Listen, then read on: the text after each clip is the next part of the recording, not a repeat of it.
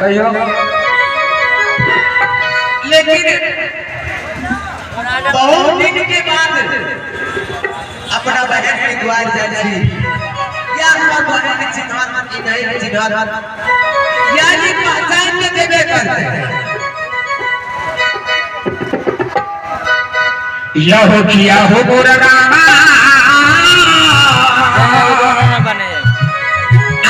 हो चल हावे भली आई हो सबर हो आबला को दिला का बड़ी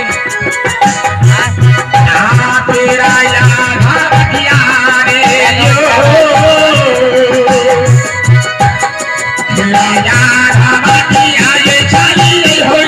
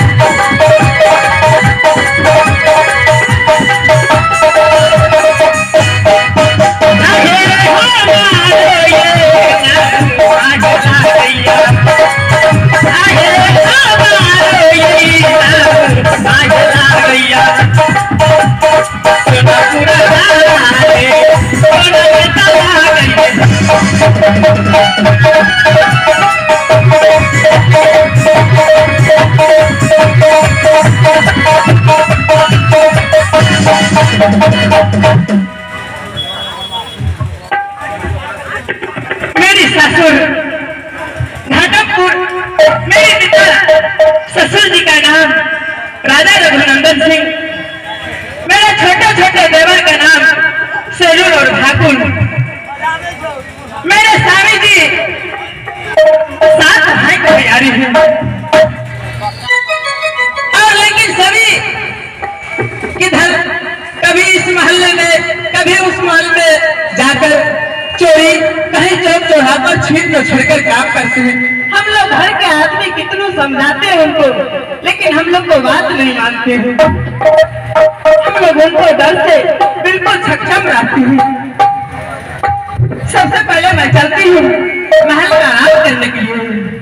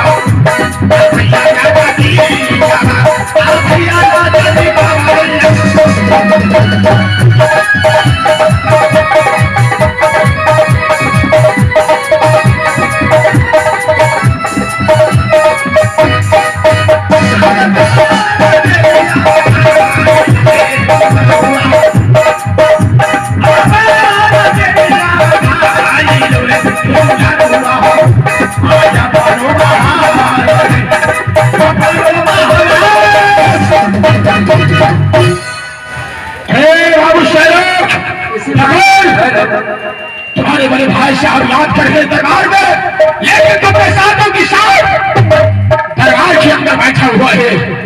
लगता है हराम जादे को आज लूटने के मन नहीं है। पहले आने दे, आने के बाद हराम खोल को सातों की साथ जब मैं बिजली के थोड़ा बरसाने लगूंगा खुद भी याद हमेशा रहेगा कि बोले भाई साहब मुझे क्या कहा है।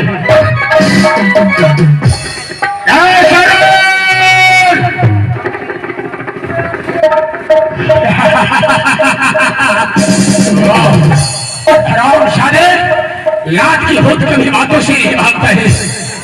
मैं तब से याद कर रहा हूं कि छोटे भाई हमसे मिलो, आज का दिन शुभ मुहूर्त निकल रखा है। आज लोग बात कर वापस घर चले आएंगे। खुश रहो। सबसे पहले बताओ हकर शाहरुख कहाँ है? स्टार क्या आ रहे हैं? आ रहा है। कितना देर से आवाज लगा रहा हूं तुम दोनों भाई की।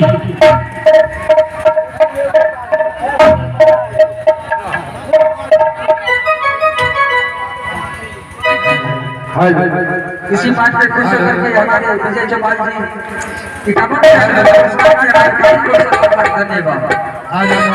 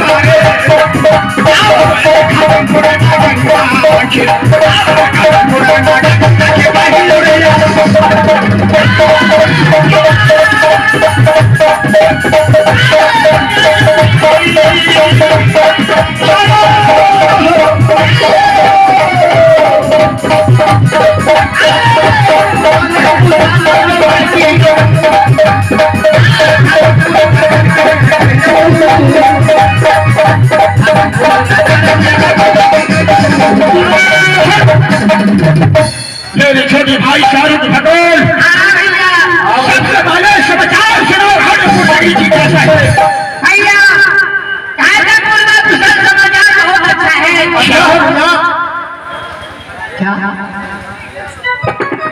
क्या बहुत अच्छा चल रहा है। तुम लोग ये बताओ सबसे पहले कि मैंने द्वार बल की कितने और पहले भेजा था कि जाओ छोटे भाई शाहरुख और भगोल के साथ में सारे भाई को लेते आओ। आज का बहुत शुभ दिन है। आज चढ़कर चौराहे पर लूटपाट करेंगे। क्या नहीं भैया आशा करो सर यहाँ से चलो वहां चलकर उसके साथ ही पूर्व के मसाफिर पश्चिम और पश्चिम के मसाफिर पूर्व में जाना चाहिए या उत्तर के मसाफिर न दक्षिण के मसाफिर उत्तर जाना चाहिए। आप दोनों चारों भाई आगे चलो और मैं पीछे से वहां चलता हूँ। अरे खिलाड़ी बोलो बाबू अरे पहले ऐसा गुना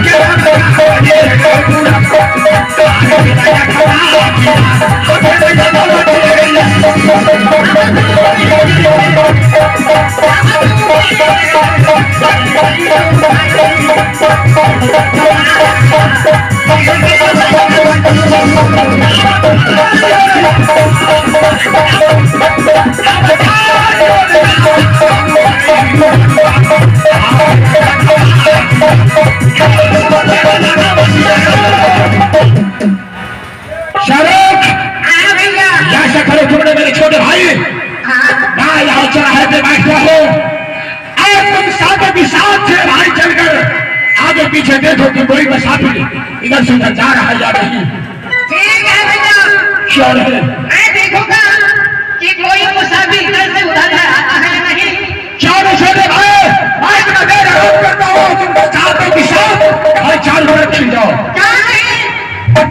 जरे जाइयो के राजाइयो रे बबुआ आए फिर याद बटिया में आर करियो रे चढ़ाई रे बबुआ आए फिर याद बटिया रे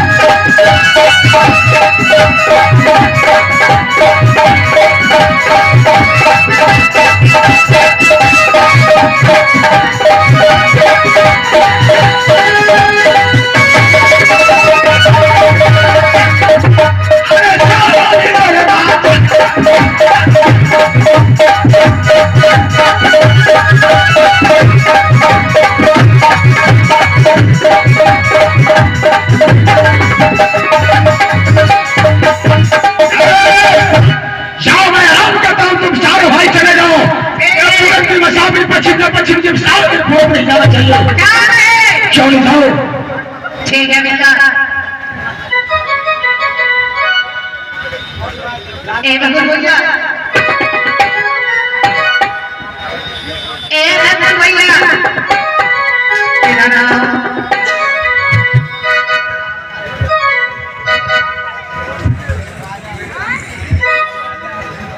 भैया मेरे भाई को करना क्या है ये या उस वक्त से बच जाएगा अच्छा तो